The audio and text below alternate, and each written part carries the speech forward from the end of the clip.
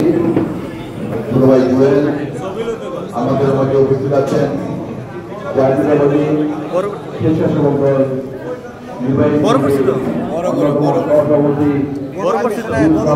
সহ উপস্থিত শাসক দলের বিভিন্ন নেতৃবৃন্দ উপস্থিত ভাইরা সবাইকে আমার বিপুলের পক্ষ থেকে সংগ্রামী শুভেচ্ছা অভিনন্দন।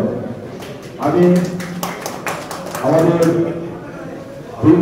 প্রধানমন্ত্রী দেশাত্মক এবং খালেদা জিয়ার পক্ষ থেকে এবং বিএনপির ভারপ্রাপ্ত চেয়ারম্যান তারেক রহমানের পক্ষ থেকে আপনাদেরকে এই পরবর্তী শুভেচ্ছা অভিনন্দন জানাচ্ছি। আমরা দীর্ঘ 16 বছর এই সরকারের বিরুদ্ধে তারেক রহমানের নেতৃত্বে আমরা আন্দোলন সংগ্রাম করেছি। আন্দোলন সংগ্রাম করতে গিয়ে অনেক ভাইকে গুম করা হয়েছে, ইলাকাকে গুম করা হয়েছে, সুমনকে গুম করা হয়েছে, জাকিরকে গুম করা হয়েছে, এমনি অনেক নেতাকর্মীকে গুম করা হয়েছে। ছোট ছোট নেতাকর্মীকে খুন করা হয়েছে, লক্ষ লক্ষ নেতাকর্মীকে মিথ্যা মামলা দিয়ে কারাগারে পাঠানো হয়েছে। এমনকি আমাদের প্রাণপ্রিয় নেত্রী, বাংলাদেশের সবচেয়ে জনপ্রিয় নেত্রী, তিনবারের প্রধানমন্ত্রী দেশাত্মক এবং খালেদা জিয়াকে একটি মিথ্যা মামলায় এই ব্রিটিশ সরকারের বান্ডেল থাকলে প্রতি সেনমানিতে টাকা বাঁচবে। বিকাশ সেনমানি বান্ডেল কিনে জিতুন প্রতি লেনদেনে। কোর্টের মাধ্যমে 10 বছর সাজাতে 6 বছর কারাবরণ করতে হয়েছে। আমাদের নেতা তারেক রহমানের নেতৃত্বে একে মিথ্যা মামলা দিয়ে এই ব্রিটিশ সরকারের কেন্দ্রীয় কোর্টের মাধ্যমে তাকে বিভিন্ন মামলায় ছাড়া দেওয়া হয়েছে। তারপরে কিন্তু বিএনপির প্রতিটা নেতাকর্মী তারেক রহমানের নেতৃত্বে দীর্ঘ 16 বছর এই ব্রিটিশ সরকারের বিরুদ্ধে রাজপথে থেকে আন্দোলন সংগ্রাম করে এই ব্রিটিশ সরকারের পতন নিশ্চিত করেছে, ব্রিটিশ সরকারকে পতন ঘটিয়েছে।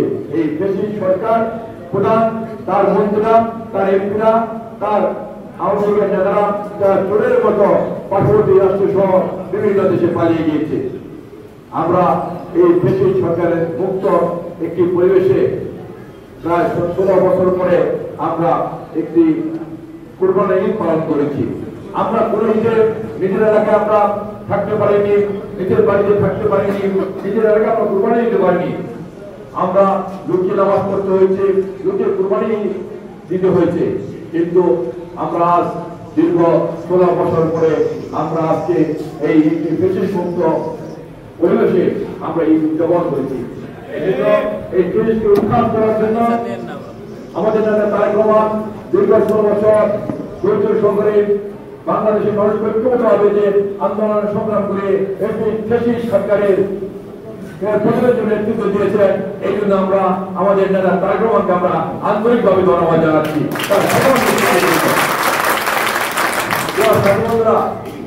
আমরা মনে করি আমাদের নেতা তারেক রহমান যদি এই ব্রিটিশ সরকারের বিরুদ্ধে আন্দোলন সংগ্রামে নেতৃত্ব না দিতেন তাহলে ব্রিটিশের পতন হতো কিনা আমাদের সন্দেহ আছে।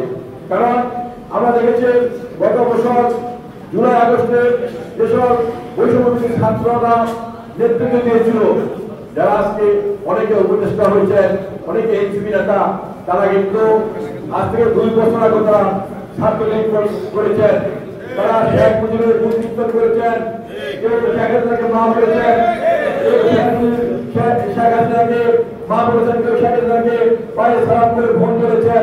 তারা শেখ হাসিনা, শেখ মুজিবের কীর্তন করে তারা ব্যস্ত ছিলেন। তারা কিন্তু আন্দোলনের মাঝখানে তারা আইন মন্দিরের বাসায় তারা পোলার মাংস খেয়ে আন্দোলন বন্ধ ঘোষণা করে তারা সাংবাদিক সম্মেলনে তারা বলেছে একটি গোষ্ঠী মুসলিম আন্দোলন করছে, জঙ্গি আন্দোলন করছে, আমরা এটার সাথে সম্পৃক্ত নই, আমরা আন্দোলন স্থগিত করলাম। তখনই কিন্তু আমাদের তারেক রহমান বাংলাদেশের প্রতিটি এলাকায় ছাত্র সমাজকে, যুব সমাজকে, শ্রমিক সমাজকে, পেশাজীবী সংগঠনগুলোকে ফোন করে ঐক্যবদ্ধ করে এই আন্দোলন বেগবান করেছেন। আমরা দেখেছি আজকে যারা এনসিপি নেতৃত্ব দিচ্ছেন, আজকে যারা উপদেষ্টা হয়েছেন, তারা কিন্তু একটি পর্যায়ে আন্দোলনে ছিলেন না। তাদের সহযোগিতারা, তাদের যে শিক্ষা প্রতিষ্ঠান ঢাকা বিশ্ববিদ্যালয়ের, তারা তাদের সহপাঠী যারা ছিলেন, তাদের সহযোগী যারা ছিলেন, তারাও কিন্তু আন্দোলন ছিলেন না। আন্দোলন করেছেন প্রাইভেট বিশ্ববিদ্যালয়ের ছাত্ররা, আন্দোলন করেছেন বিভিন্ন কলেজের ছাত্ররা, আন্দোলন করেছেন মাদ্রাসার ছাত্ররা, আন্দোলন করেছেন সাধারণ ছাত্ররা, আন্দোলন করেছেন এদেশের যুবক শ্রমিক হকার ভাইরা, আন্দোলন করেছেন প্রাইভেট বিশ্ববিদ্যালয়ের ছাত্ররা, সাদা আন্দোলন করেছেন মাদ্রাসার ছাত্ররা, সাদা আন্দোলন করেছেন সাধারণ ছাত্ররা, সাদা আন্দোলন করেছেন বিভিন্ন শ্রমিক ও যুবক ভাইরা। আজকে যারা ক্ষমতা ভোগ করছে, তাদের কোনো বন্ধু, তাদের কোনো সহযোগিতা, তাদের কোনো সহপাঠী, তাদের এমনকি তারা যে বিশ্ববিদ্যালয়ে তারা পড়ালেখা করে, তাদের সে বিশ্ববিদ্যালয়ের কোন ছাত্র পর্যন্ত সাদা আন্দোলন করেনি, আহত হননি। আজকে তারা বড় বড় কথা বলেন। আমরা মনে করি একমাত্র তারেক রহমানের নেতৃত্বে কারণে সাধারণ মানুষ, সাধারণ ছাত্ররা, সাধারণ শ্রমিক, পেশাজীবী সবাই ঐক্যবদ্ধ হয়ে রাস্তায় নেমেছিল বলেই তারেক রহমানের নেতৃত্বে কারণে শেখ হাসিনার পতন নিশ্চিত হয়েছে। স্বাধীনতা আওয়ামী লীগ স্বাধীনতার পরে এই স্বাধীনতা যুদ্ধকে আওয়ামী লীগের একটি পৈতৃক সম্পত্তি বানিয়ে নিয়েছিল। কিন্তু আওয়ামী লীগ নেতা শেখ মুজিবুর রহমান কিন্তু স্বাধীনতা যুদ্ধ ঘোষণা করেনি। তিনি কিন্তু চোরের মতো। শুরু হয়েছে Standard Chartered Channel i Agro অ্যাওয়ার্ডের 10ম আয়োজনের মনোনয়ন গ্রহণ। এবার নতুন ক্যাটাগরি বছরের সেরা ছাদ কৃষক সহ মোট 13টি ক্যাটাগরিতে পুরস্কার প্রদান করা হবে। মনোনয়ন গ্রহণ চলবে আগামী 15 জুলাই 2025 তারিখ পর্যন্ত। বিস্তারিত জানতে ভিজিট করুন www.agroaward.com এবং ফোন করুন 018737000556 এই নম্বরে।